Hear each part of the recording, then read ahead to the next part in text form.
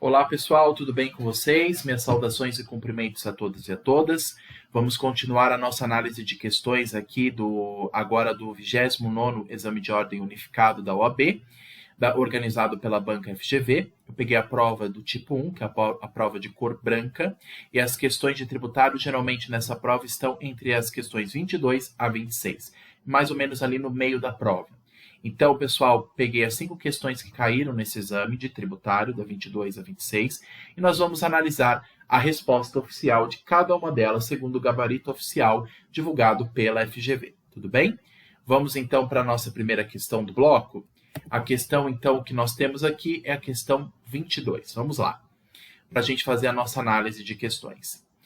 A Fazenda Pública apurou que fato gerador ocorrido no dia 12 de outubro de 2007, referente a um imposto sujeito a lançamento por declaração, não havia sido comunicado pelo contribuinte ao fisco. Por isso, efetuou o lançamento de ofício do tributo em 5 de novembro de 2012, tendo sido o contribuinte notificado desse lançamento no dia 9 de novembro de 2012, para o pagamento em 30 dias. Não sendo a dívida paga, ou seja, não foi extinta pelo pagamento, nem o contribuinte impugnou o lançamento, ou seja, nem ele se defendeu desse lançamento, a Fazenda Pública inscreveu, no dia 5 de outubro de 2017, o débito em dívida ativa, tendo ajuizado a ação de execução fiscal no dia 8 de janeiro de 2018. Diante desse cenário, assinale a alternativa correta. Alternativa A. A cobrança é indevida, pois o crédito tributário foi extinto pelo decurso do prazo decadencial. B. A cobrança é indevida, pois já teria sido consumado o prazo prescricional para propor ação de execução fiscal. Alternativa C. A cobrança é devida, pois a inscrição em dívida ativa do crédito tributário em 5 de outubro de 2017 suspendeu, por 180 dias, a contagem do prazo prescricional para a propositura de ação de execução fiscal. E questão D. A cobrança é devida, pois não se transcorreram mais de 10 anos entre a ocorrência do fato gerador e a inscrição da dívida ativa do crédito tributário. A alternativa correta, pessoal, segundo o gabarito oficial, é o seguinte. Antes de eu passar à questão correta, nós precisamos lembrar do prazo decadencial e prescricional. Qual que é o nosso referencial aqui, como nós já estudamos? O lançamento tributário. O tributo já foi lançado? Já houve a constituição do crédito tributário? Já, a questão já falou isso para a gente. Lá no meio da questão ela diz, por isso, efetuou o lançamento de ofício do tributo no dia 5 de novembro de 2012. Então, isso nos interessa. Se nós estamos falando já de um tributo lançado, o que nos interessa aqui é um prazo prescricional e não decadencial. O prazo decadencial é antes do lançamento, que é um prazo de 5 anos. Feito o lançamento, o fisco tem mais 5 anos para cobrar esse tributo, e por meio de uma execução fiscal. Então, nós não estamos falando de prazo decadencial aqui, como diz a questão A. A questão A está totalmente errada. Nós não estamos falando de prazo decadencial. Se o tributo já foi lançado, é prazo prescricional. E uma outra questão. Prazo de 10 anos, como diz a questão D está totalmente equivocada. Nós não consideramos o prazo de 10 anos desde o fato gerador até a inscrição de dívida ativa. Não existe prazo de 10 anos do fato gerador até a inscrição de dívida ativa. O prazo que nós consideramos é de 5 anos, desde o fato gerador até o lançamento, que é o prazo decadencial, e isso já ocorreu de maneira devida, porque do fato gerador de 2007 até o lançamento de 2012, deve certinho 5 anos. Tudo bem, então o tributo foi lançado no tempo devido. Daqui em diante, nós estamos falando de prazo prescricional. Decadencial foi observado até o lançamento. Do lançamento para frente é o prazo prescricional, mas ele toma como referência não a inscrição de dívida ativa, mas a propositura da ação de execução fiscal. E a ação de execução fiscal foi só proposta em 2018, ou seja, passou-se mais de 5 anos desde o lançamento para a propositura dessa ação. Então, o prazo houve sim uma prescrição. E aqui não é levado em consideração o prazo de 10 anos. Aqui está errado a questão D. Questão C, ele fala que a cobrança é devida porque a inscrição de dívida ativa suspende. Não, inscrição de dívida ativa, pessoal, não suspende prazo nenhum. O que suspende, por exemplo, a cobrança é, por exemplo, parcelamento, a moratória, são as hipóteses, por exemplo, trazidas pelo Código Tributário Nacional. Inscrição de dívida ativa não tem poder de suspensão do prazo prescricional. Então, a questão C está totalmente equivocada. O que nos sobrou, a alternativa correta, inclusive segundo o gabarito oficial, é a B de bola. A cobrança é indevida, pois já teria se consumado o prazo prescricional, que nós sabemos de 5 anos, para a propositura da ação de execução fiscal. O que nos sobrou como correta é a questão B, porque o lançamento foi feito em 2012. 12, 13, 14, 15, 16, 17. Ele tinha até 2017 para fazer esse lançamento. Só que ele não fez esse lançamento em 2017. Quando que ele fez? Desculpa. Ele fez o lançamento em 2012. Mas ele não fez, ele teve prazo de 5 anos para propor uma ação de execução fiscal. Só que a ação de execução fiscal foi proposta em 2017? Não, foi proposta em 2018. Não importa se a inscrição ocorreu em 2017. Ele tinha que propor depois da inscrição, logo depois, até o finalzinho de 2017, a ação de execução fiscal. Só que ele falou que ele só houve na Fazenda Pública, ela só inscreveu em 2017 a dívida. Só que não basta só inscrever a dívida ativa. É necessário inscrever a dívida ativa e propor a ação de execução fiscal. Só propor, só fazer a inscrição de dívida ativa não é suficiente. O prazo não é para propor a inscrição de dívida ativa, mas para propor a ação de execução fiscal. Então, ele tem 5 anos, datado do ano do lançamento, para propor a ação de execução fiscal. 2018 já passou 5 anos. 12, 13, 14, 15, 16, 17. Ele tinha até 2017, contando com essa data aqui, para, do lançamento de ofício, ele propor uma ação de execução fiscal. Ele não fez, porque em 2017 ele só escreveu a dívida ativa. Só que ele não propôs a execução fiscal. Só em 2018 que ele propôs. E aí o prazo já se extinguiu. Já houve a prescrição. Então a correta é a B. A cobrança é indevida, pois já teria se consumado o prazo prescricional de 5 anos para propor a ação de execução fiscal. Então, pessoal, a referência não é a inscrição da dívida ativa. A referência é a ação de execução fiscal. Ele tem 5 anos não para fazer a inscrição de dívida ativa, ele tem 5 anos para propor a execução fiscal. Se em 5 anos, datado do lançamento, se em 5 anos ele não propor a ação de execução fiscal, há prescrição da cobrança dessa dívida e, portanto, como nas hipóteses do CTN, havendo a prescrição, a extinção do crédito tributário, o contribuinte não vai ser mais obrigado a pagar essa dívida que o fisco está alegando. Então, o que sobra aqui para a gente é a alternativa B. Então, lembrando, pessoal, do fato gerador até o lançamento é 5 anos. E do lançamento até a ação de execução fiscal é mais 5 anos, tá? Então, 5 anos decadencial começa do fato gerador até o lançamento, e isso ocorreu aqui nessa questão, mas do lançamento tem mais 5 anos até a execução fiscal. Não da inscrição em dívida ativa, mas da execução fiscal. Então, do lançamento até a execução fiscal tem 5 anos. Como a execução só foi proposta em 2018, passou o prazo e está prescrito o direito da Fazenda Pública executar o valor devido. Então, a alternativa correta é a questão B de bola, segundo o gabarito oficial do 29º Exame de Ordem Unificado da OAB. Tudo bem? Próxima questão. Questão 23. O município X, na tentativa de fazer com que os cofres municipais pudessem receber determinado tributo, com mais celeridade, publicou em maio de 2017 uma lei que alterava a data de recolhimento dessa exação. A lei dispunha sobre os efeitos das suas determinações. A lei dispunha que os efeitos das suas determinações seriam imediatos. Nesse sentido, assinale a alternativa correta. Segundo a Lei de Introdução às Normas do Direito Brasileiro, a LINDB, a lei é válida, mas apenas poderia entrar em vigor 45 dias após a sua publicação. B. A lei é inconstitucional, uma vez que não respeitou o princípio da anterioridade.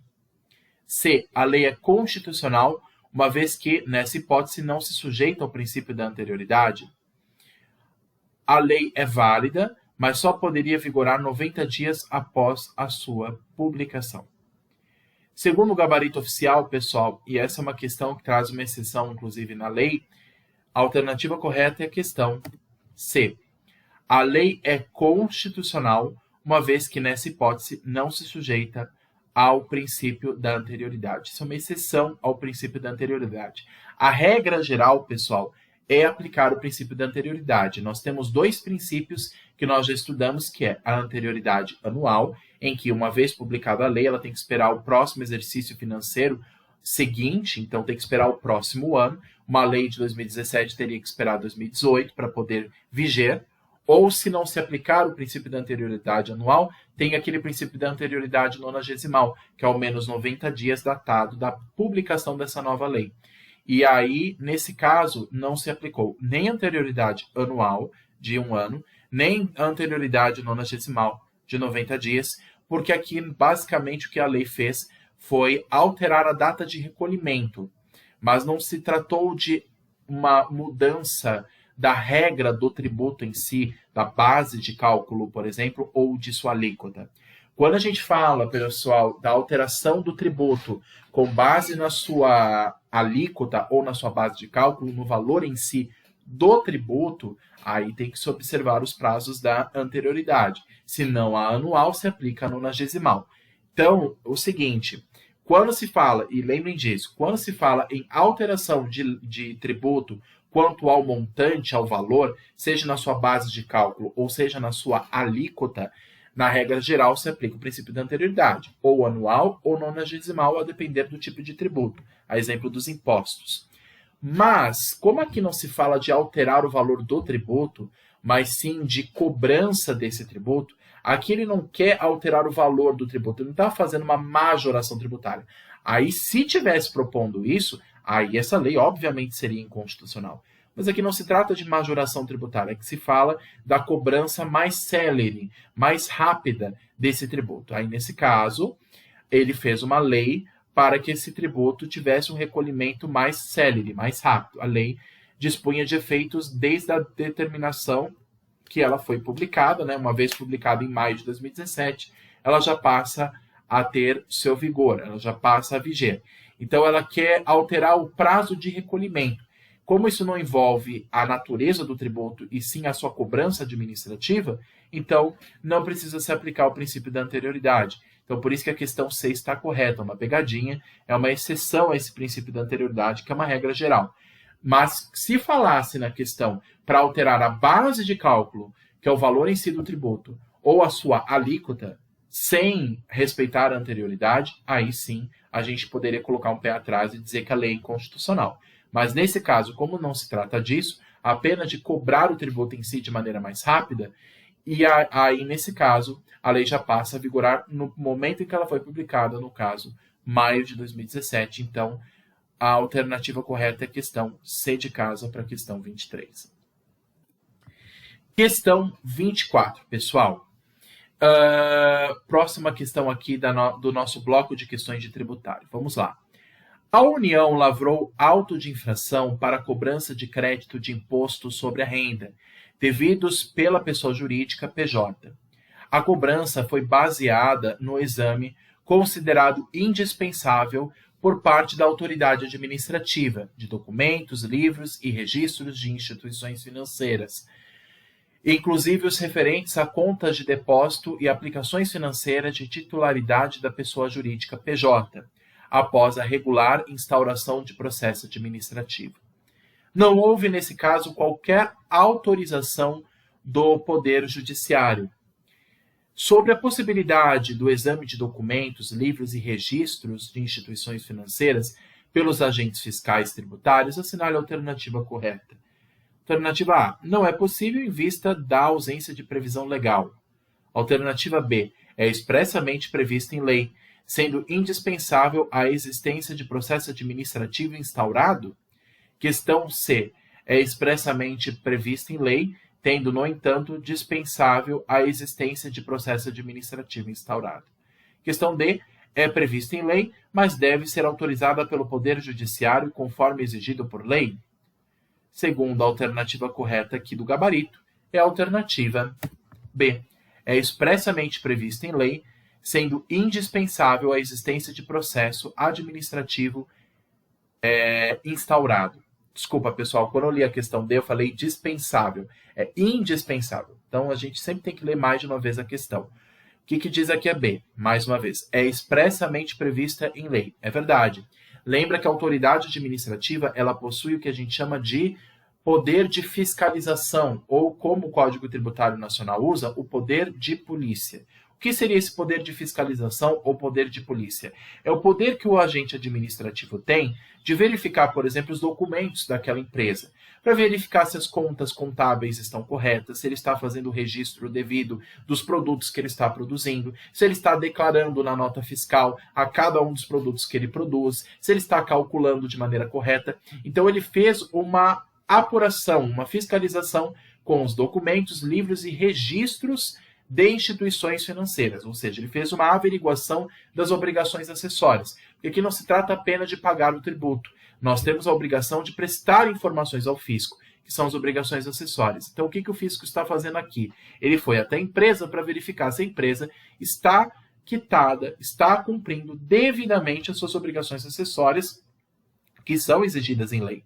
Então, estão expressamente previstas em lei e o fisco tem o dever, inclusive, não só o direito, mas o dever de fiscalizar o cumprimento dessas obrigações acessórias. Então, por isso que a questão B está certa, expressamente prevista em lei, sendo indispensável também a existência de processo administrativo instaurado. É claro que você tem que propor um processo administrativo para você fazer essa averiguação no contribuinte. Porque no processo administrativo, pessoal, o contribuinte, inclusive, vai ter direito de defesa. Ele pode propor, inclusive, uma ação de impugnação administrativa.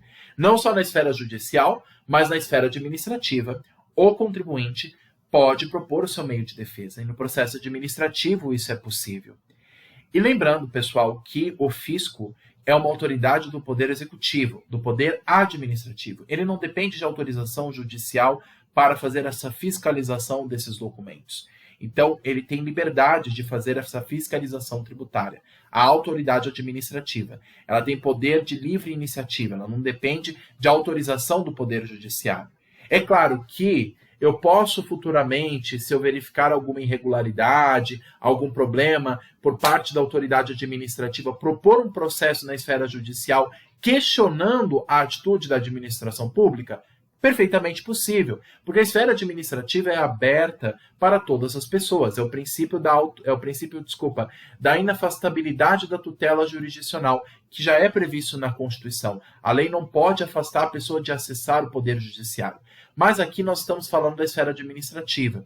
E é importante dizer, pessoal, que inclusive o Poder Judiciário não pode intervir na atitude da esfera administrativa. Até quando a gente propõe uma ação na esfera judicial, a gente não pode pedir nem mesmo em pedido liminar, no pedido de tutela de urgência, a gente não pode pedir em petição inicial junto ao Poder Judiciário que o tributo não seja lançado. Quando, por exemplo, eu quero propor uma ação de declaração de inexistência de débito tributário, então eu estou propondo uma ação para declarar que não existe, na verdade, uma relação jurídico-tributária entre mim e o fisco.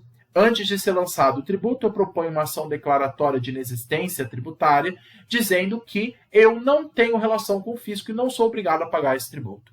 Mas o Poder Judiciário não tem poder de impedir o lançamento desse tributo. Porque o lançamento do tributo, bem como a fiscalização administrativa, como está sendo dito aqui na questão, verificando documentos, livros e demais registros, o Poder Judiciário não pode intervir nessa atitude porque é de competência do Poder Executivo. E a Constituição garante a tripartição dos poderes. O Poder Executivo tem a sua competência, o Judiciário tem a outra e o Legislativo tem outra. Então, inclusive porque a lei prevê essa possibilidade, a Constituição prevê a possibilidade do fisco agir sem necessidade de autorização do Poder Judiciário para fiscalizar os documentos necessários para a devida arrecadação tributária. Então, é expressamente previsto em lei, o exercício regular do poder de polícia de fiscalização pelo fisco é perfeitamente previsto e sendo indispensável também, claro, a propositura de processo administrativo. É claro que o fisco não vai poder entrar simplesmente nos documentos do contribuinte, ele tem que antes instaurar um processo administrativo. E foi o que aconteceu, após a regular instauração de processo administrativo. Aqui no final ele está dizendo isso. Então, você tem que antes propor um processo administrativo para que nessa esfera eu possa me defender. O direito de defesa é garantido não só na esfera judicial, mas também na administrativa. Então, o fisco ele tem o direito de fiscalizar o contribuinte, desde que, claro, em conjunto, ele propõe um processo administrativo de fiscalização, de averiguação dos documentos por parte do contribuinte, tá? Então aqui o fisco agiu de maneira regular, não agiu de maneira ilegal nem inconstitucional. Então a alternativa correta aqui é a alternativa B de bola. É expressamente previsto em lei e na Constituição, sendo indispensável a existência, ou seja, não pode ser dispensado, tem que haver a existência de processo administrativo instaurado, que foi o que aconteceu, como diz aqui no finalzinho da questão. Tudo bem? Então a alternativa correta é a B, levando as outras a estarem erradas, porque a lei permite, o Poder Judiciário não tem direito de intervir na esfera administrativa. Eu posso depois questionar na esfera judicial esse tributo, se ele for lançado, o valor desse tributo.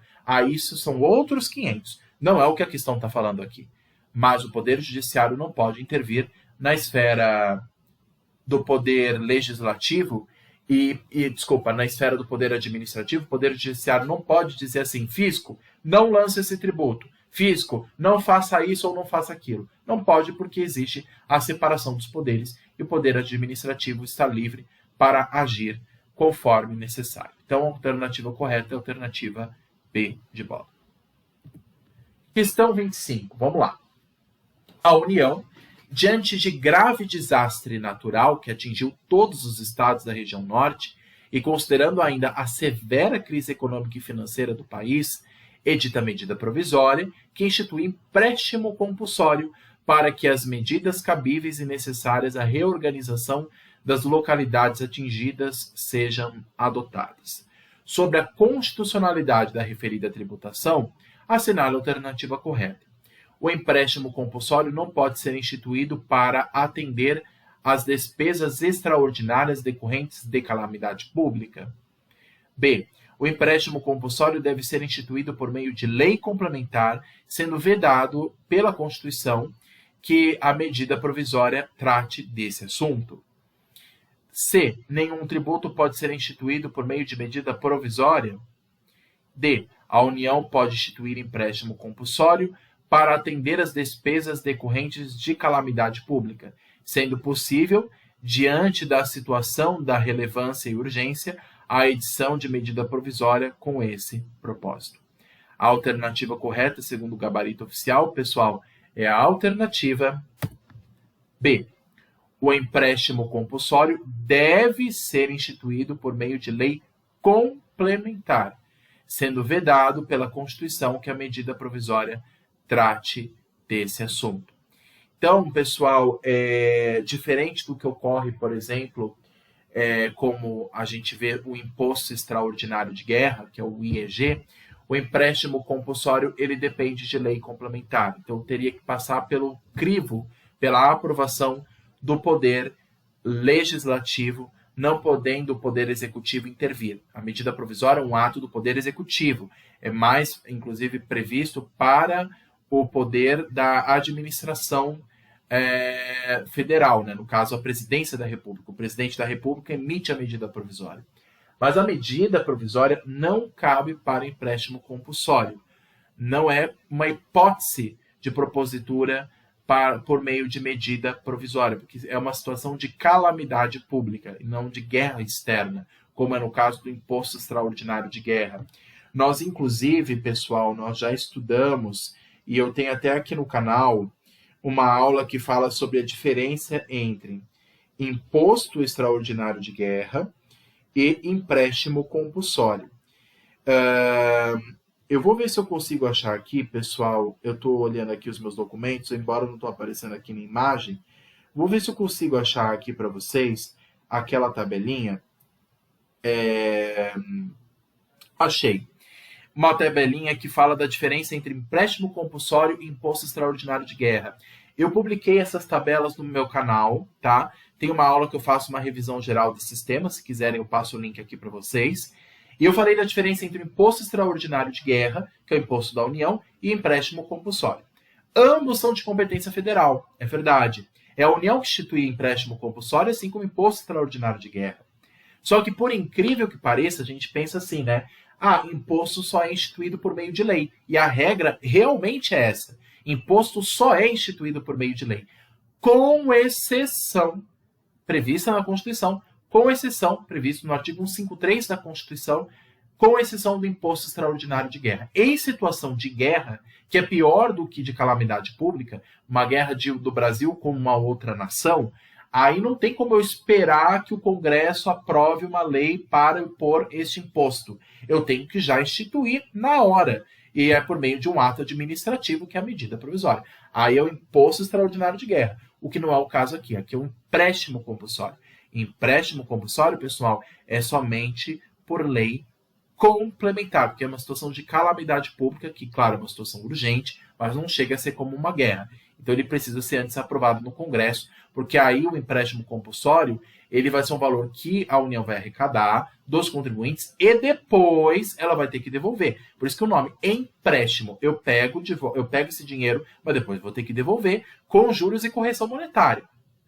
Então, o empréstimo compulsório não se confunde com o imposto extraordinário de guerra. Você viu como é pegadinha essa questão aqui. Ele fez toda essa informação para parecer assim. Uma situação de calamidade, de urgência, é a mesma coisa que guerra, e não é.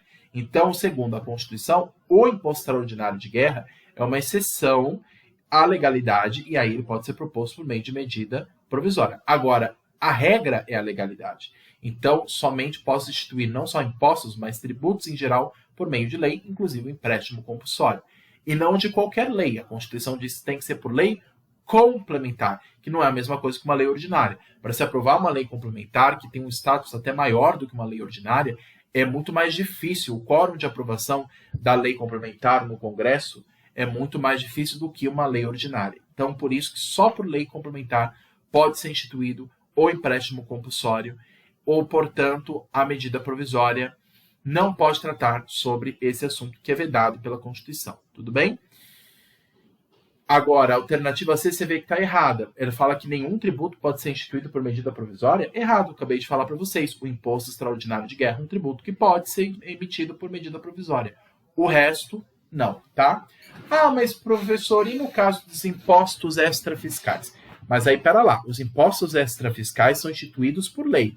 As alíquotas deles que são alteradas por medida provisória. Então, por exemplo, do imposto de importação, do imposto de exportação, do IOF, são impostos federais em que são instituídos por lei. Ele não pode ser instituído por medida provisória. Mas a alíquota pode ser alterada por medida provisória. Aí são impostos extrafiscais. Mas a criação em si do tributo não pode ser por meio de medida provisória. Mas pode ser no caso do imposto extraordinário de guerra, que é previsto no artigo 153 da Constituição. Está lá essa previsão. Então, a alternativa C está equivocada. Questão dele, diz que a União pode instituir empréstimo compulsório para atender as despesas decorrentes de calamidade pública, sendo possível diante da situação de relevância e urgência a edição de medida provisória? Não é por medida provisória, somente por lei complementar. E o empréstimo compulsório não pode ser instituído para atender as despesas extraordinárias decorrentes de calamidade pública? Como não pode ser instituído? Ele é instituído quando há a situação de calamidade pública. A calamidade pública, ela é uma justificativa, ela é um pretexto que dá a possibilidade, é uma autorização em que dá a possibilidade de se propor um empréstimo compulsório. Então, se ocorreu essa calamidade pública na região norte, é um pretexto para se impor esse tributo. Só que esse tributo, diferente do IEG, do Imposto Extraordinário de Guerra, não pode ser por medida provisória. Apenas por lei e não por qualquer lei, por lei complementar. Então, a questão correta que sobrou para nós é a B de bola.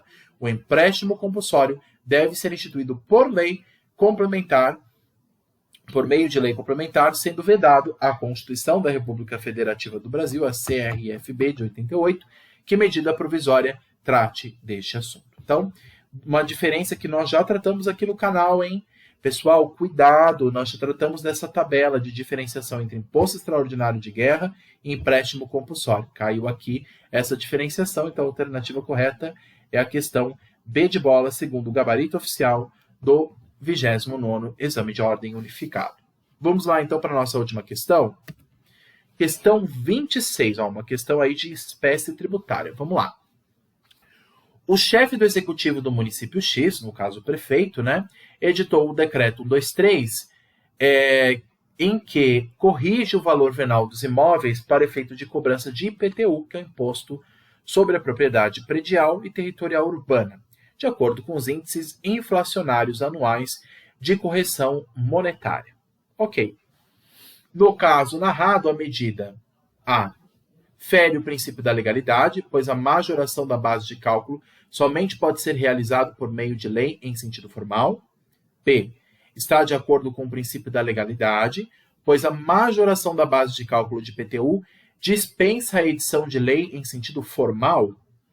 C está de acordo com o princípio da legalidade, pois a atualização monetária da base de cálculo de IPTU pode ser realizado por meio de decreto. D fere o princípio da legalidade, pois a atualização monetária da base de cálculo de IPTU não dispensa a edição de lei em sentido formal. A alternativa correta aqui dessas 4, segundo o gabarito oficial, é a alternativa C. Está de acordo com o princípio da legalidade tributária, pois a atualização monetária da base de cálculo de IPTU pode ser realizada por meio de decreto. Como assim? Mas e o princípio da legalidade? O princípio da legalidade, assim como todos os princípios, pessoal, ele é aplicado de maneira geral, mas existem exceções. Como eu falei, a exceção no caso do imposto extraordinário de guerra pode ser instituído por meio de medida provisória. A alteração de alíquotas de impostos extraordinários, de impostos extrafiscais, exemplo do imposto de importação, imposto de exportação, o IOF, as alíquotas podem ser alteradas por medida provisória também. Agora, no âmbito municipal, a lei estabelece uma exceção. O Código Tributário Nacional prevê isso quando trata do IPTU. Claro que cada município vai tratar de maneira mais específica do assunto, mas a lei geral que temos com base no CTN é que a base de cálculo do IPTU, que é o valor venal do imóvel, ela pode ser, inclusive, muitas vezes é atualizada, a atualização monetária do valor do imóvel, por meio de decreto. Então, o município faz um cálculo, ele faz uma apuração desse valor do imóvel, vê se houve alguma valorização ou não, quanto que teve de valor aquele imóvel, se houve uma desvalorização, como está no mercado esse valor do imóvel, ele faz uma pesquisa geral no mercado e, com base nisso, ele faz uma atualização, ou melhor dizendo, uma correção monetária. Então, essa atualização do valor da base de cálculo, né, que é o valor venal do imóvel, essa atualização monetária, ela é uma hipótese prevista pelo próprio CTN, então não fere a legalidade. Então ele pode ser feito, inclusive, por meio de apenas decreto. Não precisa instituir uma lei ordinária municipal para alterar cada base de cálculo, até porque cada ano sempre há essa alteração da base de cálculo, que é o valor venal dos imóveis. Então a lei demora muito para ser aprovada. Apenas, então, por meio de um decreto, que é um ato do Poder Executivo. Não preciso mandar para, no caso, o Poder Legislativo Municipal aprovar uma lei ordinária tratando do assunto. Por ser um assunto que muda muito rápido, o valor do imóvel pode se valorizar muito rápido, para acompanhar esse ritmo, essa atualização monetária, é necessário apenas por meio de ato administrativo, que é muito mais célere. Então, nesse caso, é uma hipótese de exceção, não é a regra, mas é uma exceção prevista para o IPTU, e caiu aqui questão C de casa. Então, vocês veem que como cai pegadinha em casa, ou como cai pegadinha nas questões da OAB, pessoal. Porque a gente sempre pensa na regra geral e esquece das exceções. Por isso que eu falo, estudem a lei, estudem o Código Tributário, estudem a Constituição, porque lá está todas essas exceções, está as regras gerais, mas está a exceção a depender de cada imposto. E o IPTU, pessoal, ele tem como base de cálculo, ou seja, o valor em que ele é calculado, o seu critério quantitativo é a base de cálculo, que é o valor do imóvel, vezes uma alíquota, que é progressiva. Quanto maior o valor desse imóvel, maior será a alíquota. Tudo bem, mas essa base de cálculo, que é o valor em si do imóvel, ela pode alterar, ela pode ser até para mais, ou pode haver, e muitas vezes ocorre, a valorização imobiliária. E aí o que o prefeito faz? Ele chama a sua equipe econômica, faz uma análise da área, vê quanto teve de valorização com base no que o mercado está estipulando naquela área, e aí atualiza esse valor por meio de decreto, e com base nesse valor é que ele vai calcular o IPTU de cada ano. Então, a única alternativa que sobra aqui, pessoal, é a alternativa C. É uma exceção à legalidade. Está de acordo com o princípio da legalidade, pois, não é que quando eu falo que é uma exceção da legalidade, não é que ele desrespeita a legalidade, mas é uma exceção que a própria lei já prevê. Então, está de acordo com o princípio da legalidade, pois a atualização monetária não depende de lei. A atualização monetária da base de cálculo de IPTU, do valor venal do imóvel, pode ser realizado por mero decreto do Poder Executivo Municipal, pelo decreto do prefeito. Tudo bem? Então, aqui é uma exceção que o CTN prevê e caiu na questão C de casa. Tudo bem? Pessoal, essas são as questões que eu queria comentar com vocês do 29º Exame de Ordem Unificado. Façam questões, estudem as questões. Se tiverem dúvidas, passem aqui também.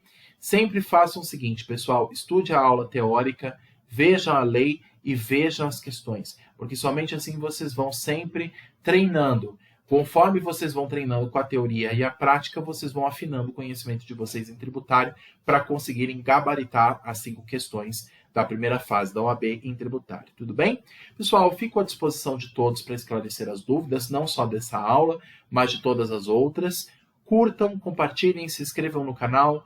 Por favor, ativem o sininho, ativem esse sininho que ajuda a avisar vocês sobre novas informações do canal, sobre novos vídeos a serem postados, que é o sininho das notificações. Pessoal, me ajudem a fazer com que esse canal cresça e atinja o maior número possível de estudantes, para que todos apreciem o conteúdo e consigam se preparar para a primeira e segunda fase do exame da OAB em Direito Tributário. Tudo bem? Pessoal, vou tirar aqui os slides da apresentação. Quem quiser esses slides, eu posso compartilhar com vocês por e-mail. Só me passem o e-mail de vocês que eu compartilho esse material. Tudo bem? Obrigado a todos, então, pela atenção. Bons estudos. Façam questões, façam simulados, leiam a lei, estudem as aulas. Se tiverem dúvida, entrem em contato comigo. Estou à disposição de vocês no que for necessário. Bons estudos e até a próxima. Tchau, tchau.